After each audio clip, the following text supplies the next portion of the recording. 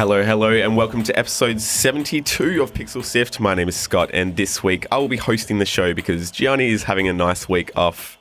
I'm also joined by one of the newest members of Pixel Sift, Nick Byrne. How are you, Nick? I'm all right. How are you doing? Very good, thanks. Our guests on today's show are joining me from Sydney and the United Kingdom. Hello, Julian and Jay. Hello. The first thing we'll be looking at is the new Steam Direct system. Does it measure up to the now scrapped Greenlight program? Yes, and finally we'll be covering your right to repair. Do you really own it if you can't even repair it? Let's jump in. Pixel Sift. Pixel Sift. No, seriously, Pixel Sift. No, seriously. Pixel Sift. So Steam Greenlight was a tool that was actually launched back in August of 2012 that allowed indie developers and publishers to share information about their games to convince the community that their game should be granted entry into the Steam marketplace. But after 5 years, it's due to be replaced by a new system called Steam Direct. That's it, and we're pretty close to it as well. It launches next week. On June 13th. That's it. And the most anticipated bit of it, I guess, was the fee for indie games joining in. It was said that it might be up to $5,000 or anywhere abouts, which obviously is pretty problematic for indie gamers and games, I guess, developers, etc. But they've announced that it's only going to be $100, which is very similar to the Greenlit pricing, which is good for everybody. I think they did a bit of kind of, user feedback and whatever and realized that was just ridiculous. And as far as indie developers can't afford that. Definitely. Yeah. Especially it's so competitive now, like trying to get $5,000 back as well. You're going to need to have like a certain level of success to be able to do that. And then to make your own money back and cover the cost of making it and stuff. So it would definitely put a lot of people off. Yeah, I mean, it's been a pretty successful 5 years for Valve and Steam Greenlight, I feel. They've received more than 90 million votes from nearly 10 million Steam users, which on anybody's book is, an amazing achievement. It's something like 3.5 billion hours between players who have played games that have come through the Greenlight system. So it's definitely been successful. Yeah. I'd like to think that their new setup and, what they say is, being all about the opacity and making things open and clear and easier for the users. And what did they say when they were coining it? They were stepping out of the way and letting Steam do its thing. We'll see how that works out. But what is their argument then for like switching to Greenlight? Is it? I mean, what do you guys think is like actually behind it? Is it that they just kind of want to kind of get some quality control back in their own hands, or like why? What's the move behind here? Do you guys? What's your opinion? That's a really interesting question. Initially I was really worried about them being, money hungry and grabbing for the cash when they were talking about those $5,000, bids that you had to put up. But now that it's $100 per game, I'm really not sure what their tactic is. I really feel like they're trying to improve their system. Well, initially, actually, before Steam Greenlight was even a thing, Steam had a small team that handpicked games to go on the marketplace. Right. Okay, well, so it's like Steam, they're still going to have an extra 30-day waiting period after the fee's paid, and then Valve will still, by person, verify whether the game works and it's not malware, etc., etc. So there's still going to be a small team working on it, but just not getting in the way of things as much. I definitely think there's something that, like we were just discussing before, that it is a great way to promote your game and get a following. In the description that Steam has provided on the actual page, it does discuss like strategies that developers can do to promote their show, like several weeks beforehand, posting a page with relevant information and images. So it's obvious that they are worried about, especially I guess definitely indie developers losing that ability to promote their game. Yeah. So it is good to see that they are still trying to support the community in that regards. Oh, that's great. What sort of specific parts of the Greenlight, through your experience, did you think that really were worthwhile and could do with following on into Steam Direct? I would say sorry, Julian, we keep doing this. All right, you go. Okay, all right. I would say like having that campaign page is brilliant because you have to like get a video together and then get screenshots. So and then you have to explain the game and try and sell it. And that in itself is a really good exercise because it helps you with your design, kind of go, well, what is it that we're making here? Because a lot of the time you just kind of start making something and follow it.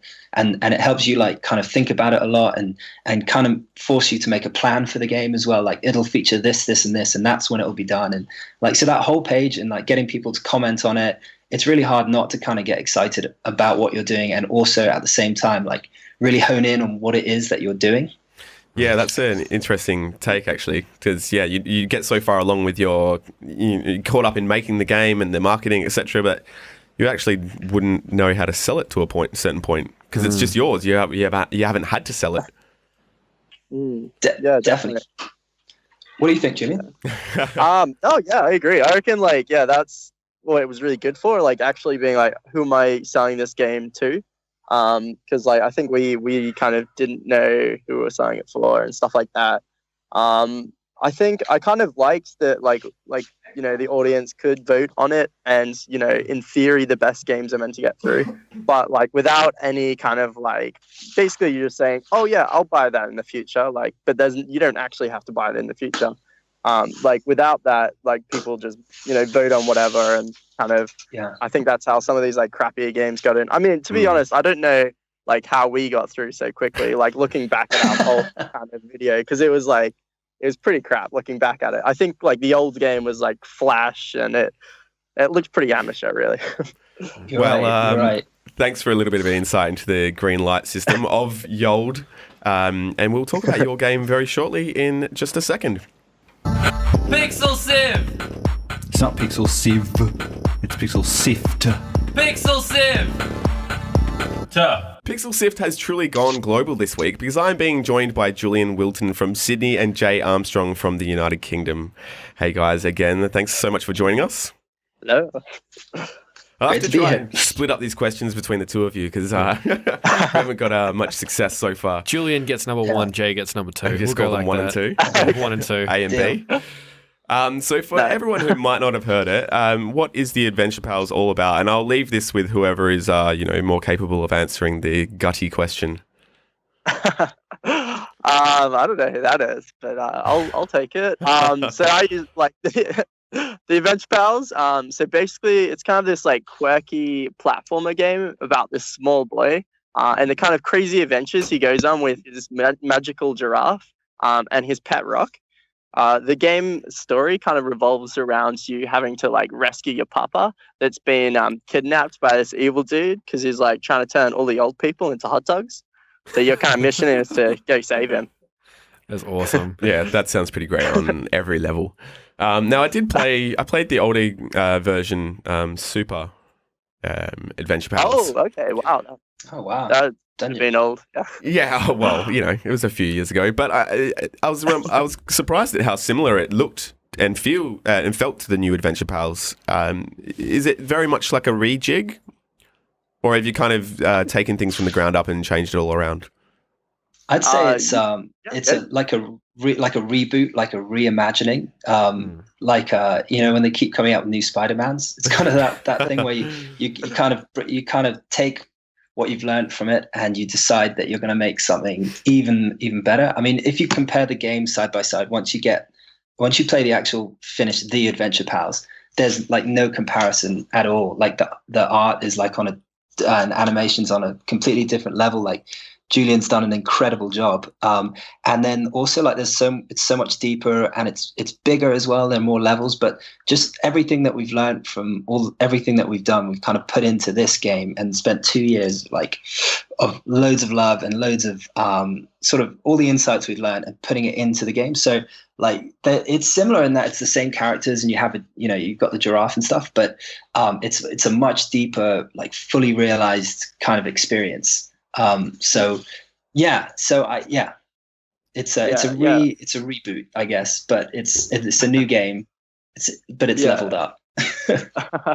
I think we basically just kind of looked back at the old game and we kind of like tried to figure out, okay, what was actually good about that, and take out those elements and try to like as Jay says, like just level those bits up, like focus completely on what actually made the game good in the first place.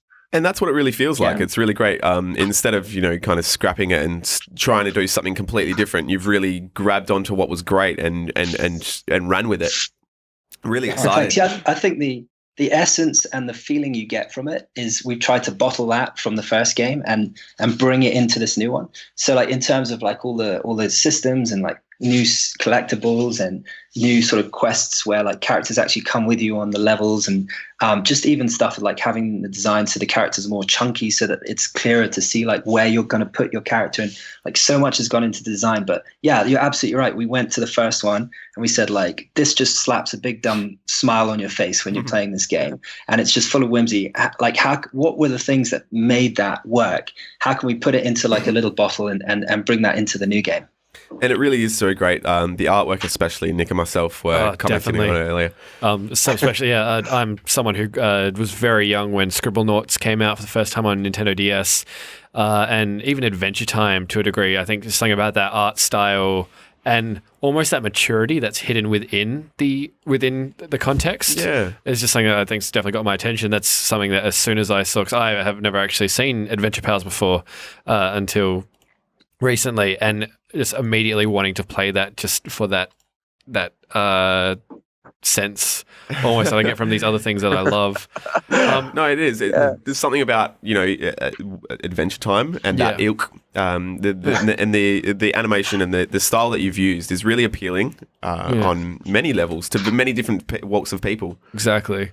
There's something special about it. Well, thank you very much. Thank you. I think we definitely did try to like kind of go for that audience of like people that kind of like cartoon shows, but they're a bit older, but they kind of like them for those like meanings, kind of like the Pixar movies, how there's something for everyone. Yeah. It's not necessarily a kids movie, but like kids are gonna love it, and hopefully adults will too.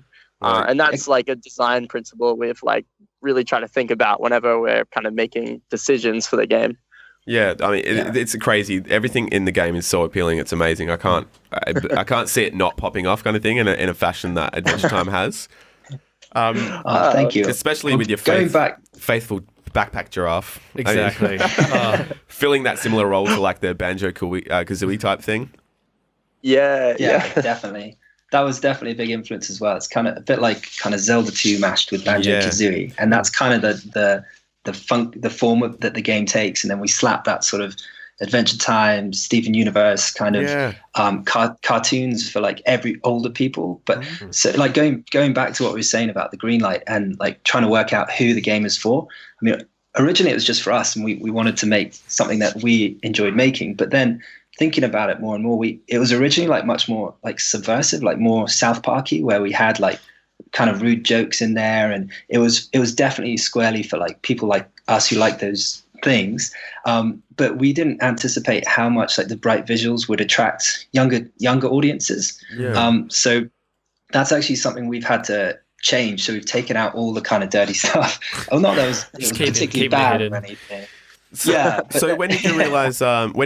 Kind of that your audience was changing? I know you did a Kickstarter and you received a good amount of backers. I believe it was about over 600, collecting over £22,000 in the end.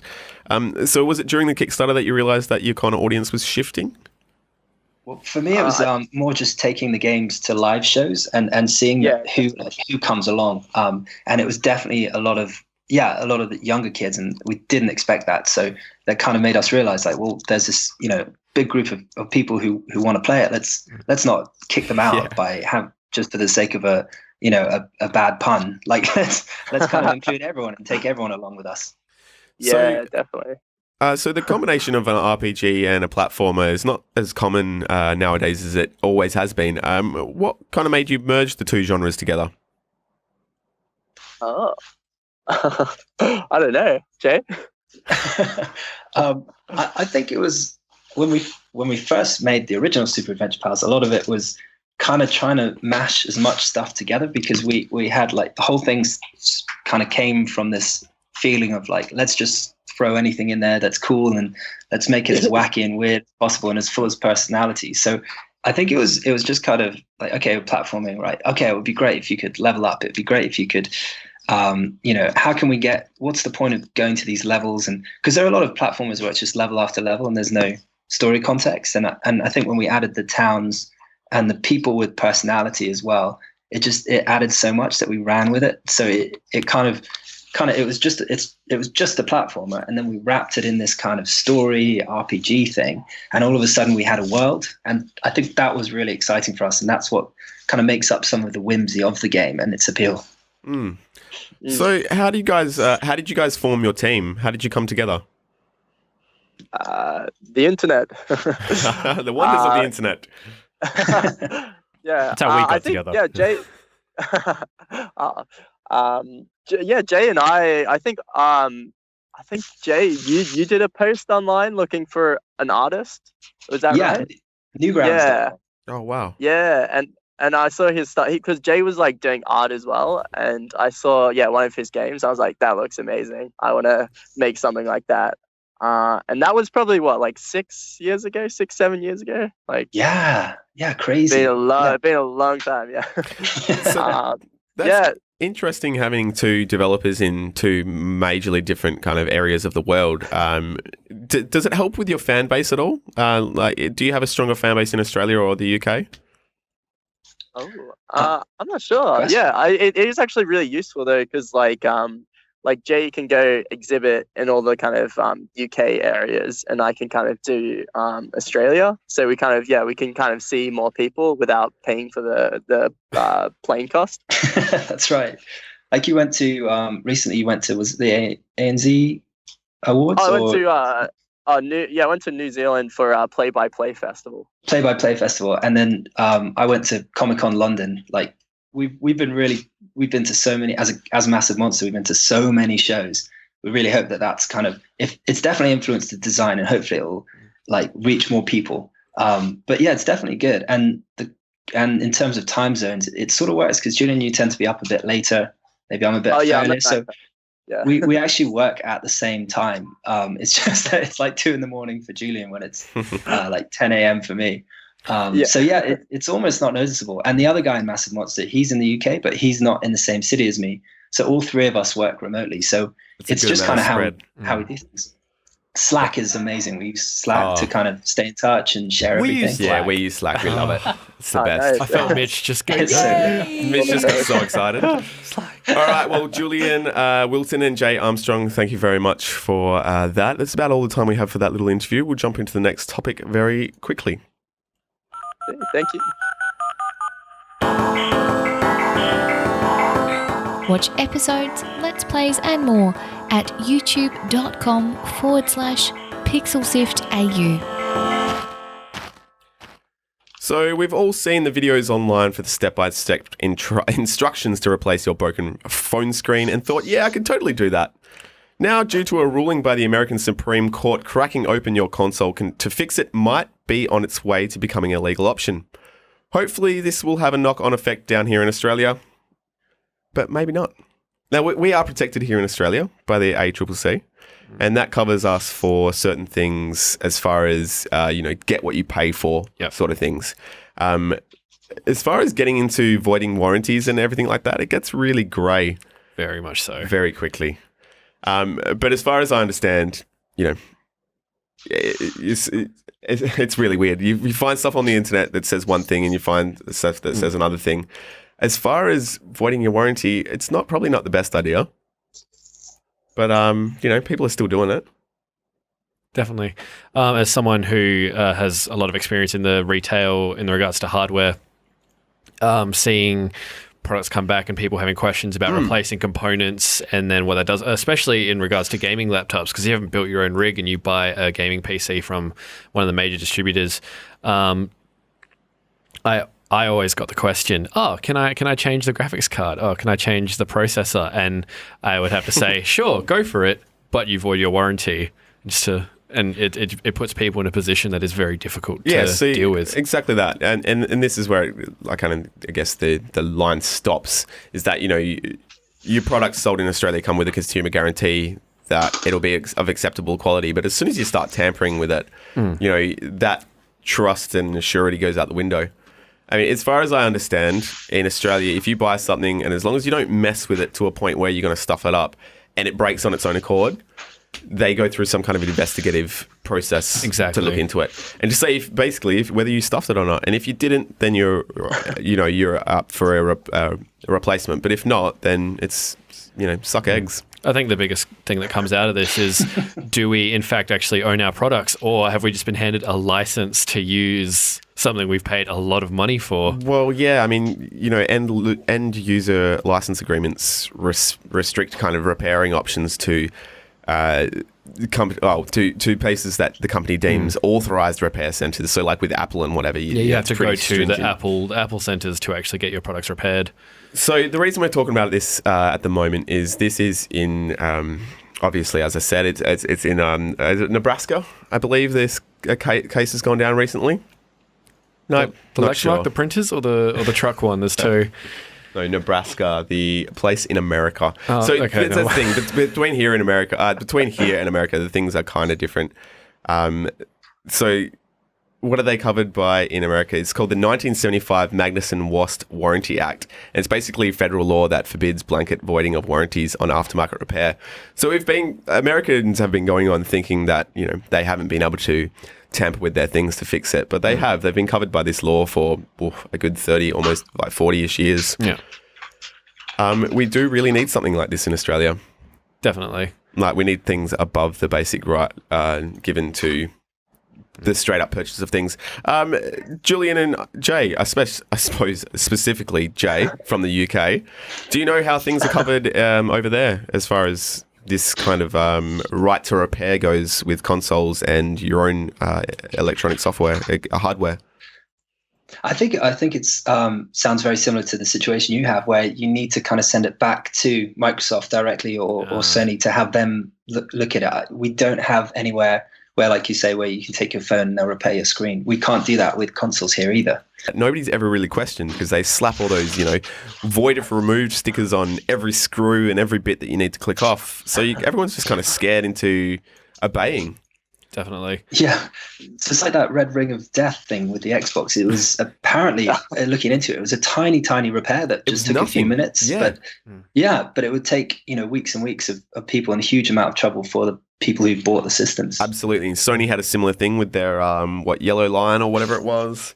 Very much around the same era, same problem. And but I think Xbox handled that situation a lot better. I believe Microsoft allowed a lot more people to kind of do things to it, whereas Sony were a lot more black and white. Sony was very strange in the sense that if you changed any parts, if you changed a hard drive, or you did anything to tighten the CD holder, you voided your warranty. But at the exact same time, Sony on their forums and their help forums, they were posting how-to videos if you wanted to change your hard drive or you were trying to fix problems, and it was very confusing. And again, like when I was in working with retail, I was repairing my PS4 because it was spitting out the disc at me, and that was fine because Sony told me how to do it. But then I would have a customer come in and go, "Yo, this happened, and I've tried this," and it's like, you just voided your warranty.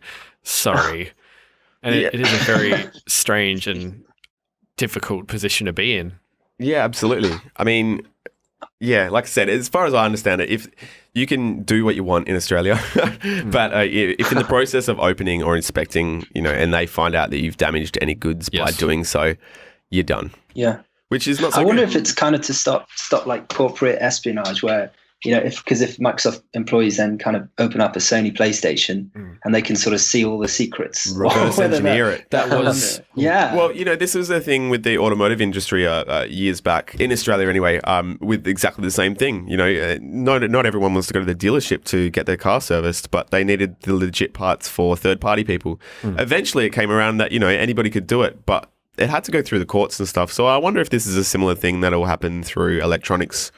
And open up the way for kind of user play, because it has happened in the past where third member parties have copped copyright and theft lawsuits, basically. Because what do you think about it personally, Nick? What do I think about it? As someone who's worked in retail and has had to deal with both sides of this, what's your stance? If you buy a product and you wish to change something, you should be allowed to do it. Mm-hmm. If you go in there and say you break wires or something, if you then you voided your warranty, you shouldn't be able to go to especially because it puts the retailer in a position where they're like, oh, you've made the mistake, and it is within your right, but now I have to cop out several $1,000s to replace your product.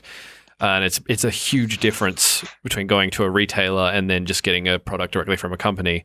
So my MacBook, for example, I can go to Apple and say, this happened, I haven't done anything, please change it over.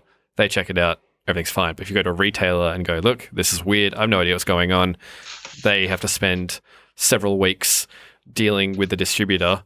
They're getting yelled at by the distributor for not knowing what's going on, and the customer's hating them for not fixing the problem. And it puts everyone in a bad position. And it also actually takes a lot of power away from the buyer because they're not in control of what's happening to their product and the repair.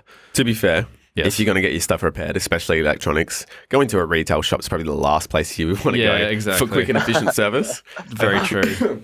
But, we learn from our mistakes. Unfortunately, that is about all the time we have for today's show. And we didn't do it a little bit earlier, so I'll get Julian and Jay to give Adventure Pals and Massive Monster a bit of a spruik. Boys, if people want to get involved, if they want to check it out, where can they go? Where should they go? Twitter.com/sapgiraffe. Otherwise, we've got theadventurepals.com. So hit us up and get in touch. We'd love to hear from you. And look out for the Adventure Pals coming out later this summer. Xbox, PlayStation, and Steam, PC and Mac. Yeah, it's wicked. Really do check it out. It looks great. And thanks again for joining us, everybody on Pixel Sift. We hope you've enjoyed the show. As usual, we'll be putting up links on our website, which is www.pixelsift.com.au. You can also find us on social media at facebook.com/pixelsift, twitter.com/pixelsift, twitch.tv/pixelsift, and finally youtube.com/pixelsift. That's it. And Nick, also, if people want to listen to other episodes, where should they go? They go to our website to stream episodes, subscribe as a podcast, either on Apple Podcasts, Pocket Cast, or using the RSS link on our page. And if you're listening to us exclusively on one of these platforms, I just want to remind you that we go live every fortnight.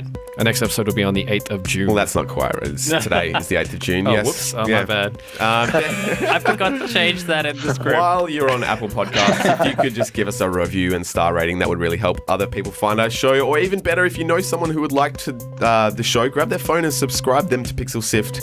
If you like what you've been listening to, make sure to tell all your friends as well. Thanks 22nd. again.